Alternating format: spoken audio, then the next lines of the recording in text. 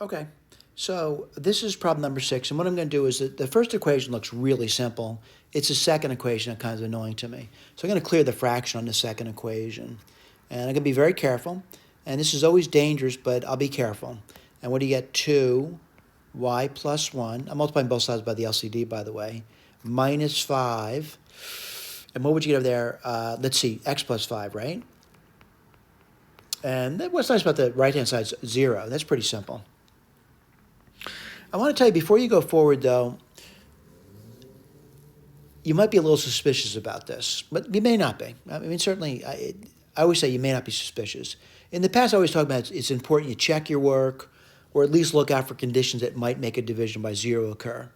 And that's important. You should always be doing that.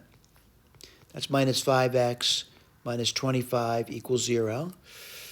And let's do a more simple. I'm going to write this down now as 3x minus 4y is equal to minus 11.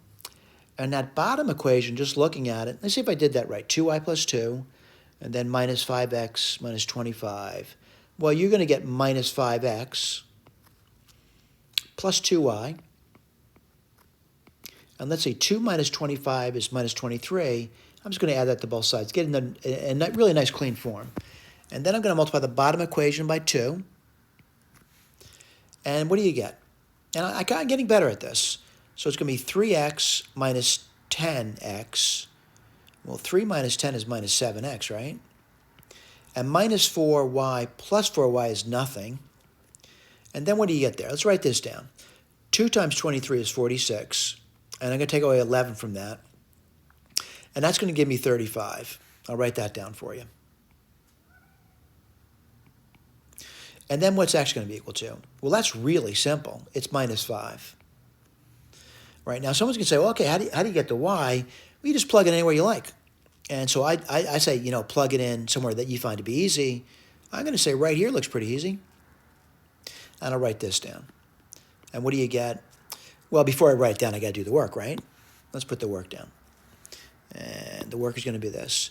And what do you get? You get minus 15 minus 4y equals minus 11. So minus 4y. Well, let's see, what would you get over there? You would just get 4, right? Wow, that's really simple too. And what's y? Y is minus 1. What a lot of students now do is they box it, and they exit stage. They say, wow, I got a right answer. That's crazy. Yeah, it is crazy, because it's not an answer. And I'll tell you the number one reason it's not an answer. The number one reason it's not an answer, if you look at it, you'd have a division by 0 in both of these cases. There is no solution to this problem. This problem has no solution. It's that simple, all right? No solution to the problem, all right? No solution whatsoever, all right? Okay, so I know it's tricky, but I always say to yourself, you really should be checking your work, all right?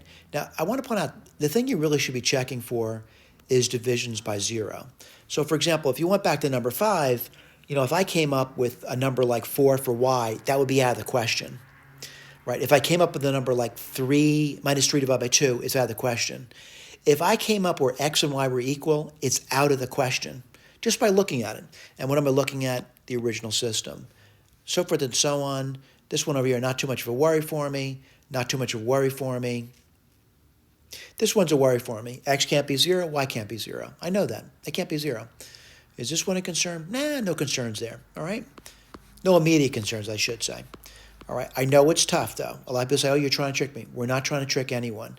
We're trying to push you forward, all right? Thank you.